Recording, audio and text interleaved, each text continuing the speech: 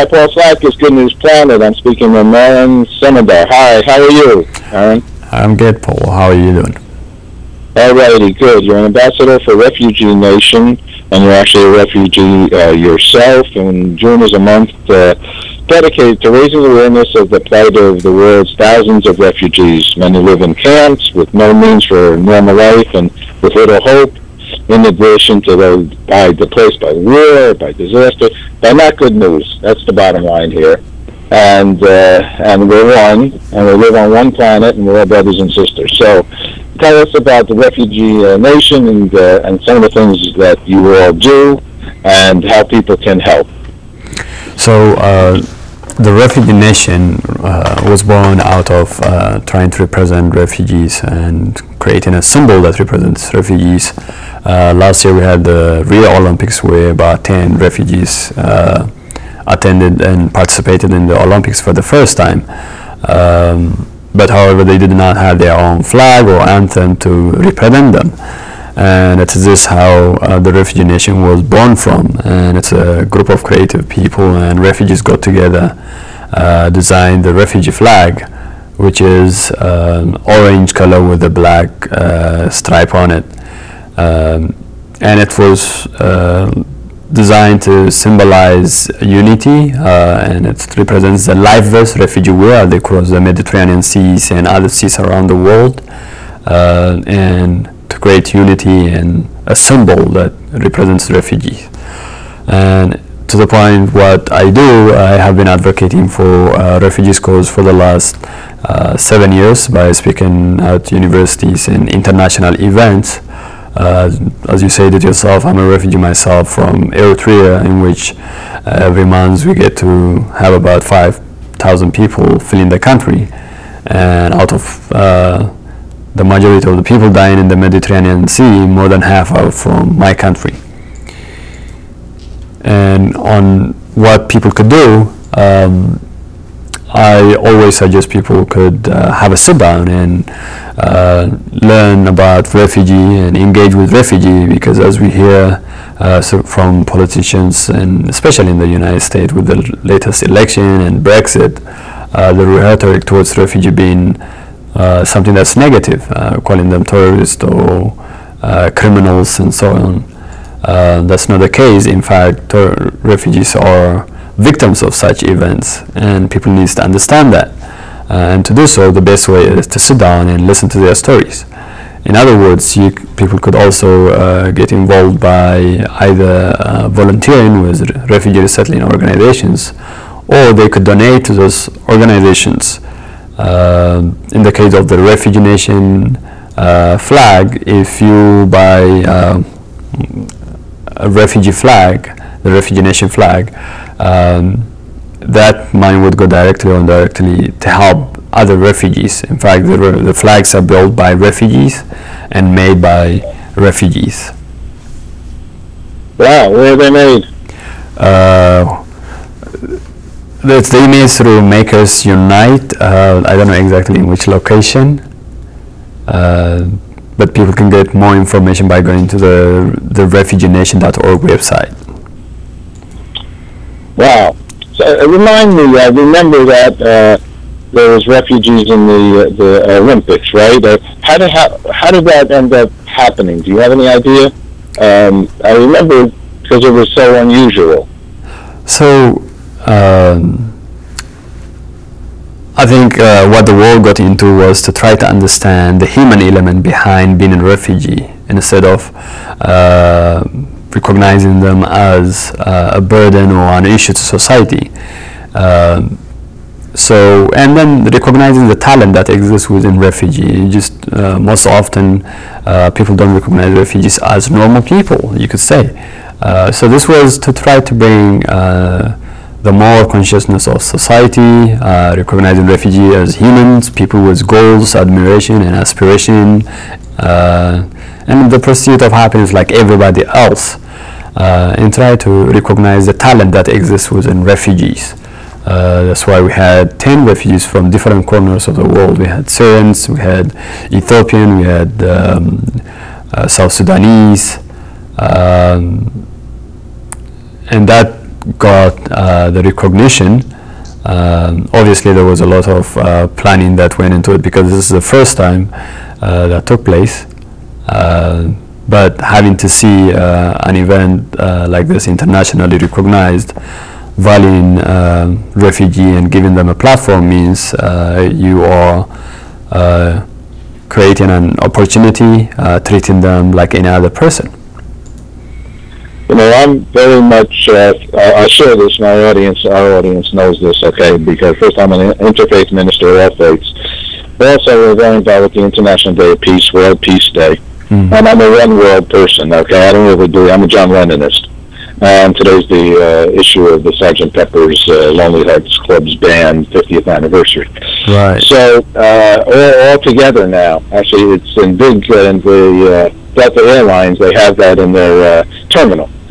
And I was just at Strawberry Fields yesterday. So, imagine peace. So, you know, I tell you one thing that I think is problematic and undeserving. Right. The word refugee. The word refugee, in my mind, doesn't make sense. Okay? We're all human citizens. It has a semi-negative connotation, and it should never. The people that came to America, you want to call them refugees, or people that were thrown out of Europe for whatever reason to start this country. You know, and after the Native American Indians. Okay, so right. I think the word is problematic because people don't look at it in a positive way. Correct me if you think I'm wrong. No, you absolutely are right. This word of refugee came more or less in the late 1940s, and it was entirely aligned with a big influx of people that were coming to the United States, and predominantly Europeans. They might not call them refugee at that time, but it just gets us to the idea of that yesterday it was to another geographical location, especially European. Today it's predominantly towards Syrian and North African, and tomorrow it could be somewhere else because the world issues don't seem to be disappearing, but every now and then appearing. And calling refugee, yes, it does have a semi-negative connotation. I agree with you on that fully. But also at the same time, you need a recognition to start from. And should we call them refugee or humans in need? The world needs to recognize there is a need in support because you're talking about 65 million displaced people, between of which 21 to 22 million of them are within the term of refugee, which is defined as someone who flee for fear of persecution from their country. Well, you know, it's concerning by far, and especially when people, in essence, are leaving to save their life. Right. In many of these situations, it's by far not a happy or a desired situation, right? I mean, they're leaving because of real problems that have occurred, and it's wise to try to move away from them the best you can. It's like these wars when, you know, 150,000 Iraqis get killed, citizens during the war. Right. It's beyond, people want to fight, let them fight. Leave the people who don't want to fight alone. Let them leave. Let them go away from it. And they can go and fight somewhere, and if they're so immature they can't communicate verbally. Yeah. I think the bottom point is, I think one needs to understand that they're just human beings who are aspiring for what a normal person would aspire in life, and that is to live peacefully, to have a place to call home, and to set goals for yourself and your family. And that is what I think people need to understand, whether it is for refugee or for someone in desperate need. Yes, obviously the fact that we're calling them refugees is raising a question. And I share that sentiment to myself. Those days you don't want to call yourself I'm a refugee. You don't introduce yourself as such. But somehow someone have to go out there and say those words, you know, and it becomes something that you have to say. Yeah, I understand, and it's you know, and it's understood actually. I wonder, is it a similar term in other languages to people, in essence, or is this I know I don't know the derivation of the word refugee, whether it's a French word or where it evolves from, but I wonder how it's translated in other languages. Because you're not originally from America, right? No, I'm not. So one thing I can tell you about this is that everybody, a refugee, knows that the negative connotation that comes with being a refugee, and not just with the term refugee, but also the day-to-day life as a result of being a refugee. Because living in a refugee camp is not something that you would recommend or for anybody. So to call that refugee also have its own negative image by any other individual or government, especially politicians. That's why we've been hearing so many rhetoric, anti-refugee kind of message. And it's not one that is well taken by many refugees themselves. But again, if there is no recognition in the first place, they might not be support or help to combat that as well. I'm gonna suggest another word. All right. Okay. And I'm taking it off your website. Okay. Okay. It's from rescued.org. Okay. Okay. And it's here's the words the quote. Very few refugees are ever even considered for resettlement. Okay? Right. I think you're resettlers. And that's my word, resettlers. And some places use that. They resettle, I think, in the Middle East, some people. And I think that maybe is closer to you're resettling. Whether it's because someone's got a gun point at your family, an earthquake has hit your land, you're just resettling your life into a different location where actually nobody owns anything to begin with. The land is not, purchasable, and it's only segregationable when people don't allow anybody to go anywhere. Is my belief. What do you think? I think it's a much positive word to comparing to the word refugee. I agree with you. And some, like you said, in the Middle Eastern, they actually recognize them as guests. So resettlers, yeah.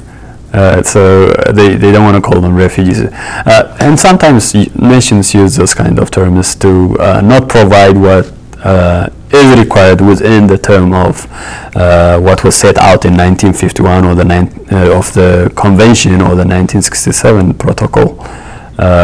Which brings, once you recognize a person with a refugee term, then there is this responsibility that comes with it, and one of them is to recognize them as permanent resident, and with time, after certain years, to recognize them with naturalization or citizenship. So some nations use different terms to avoid those things.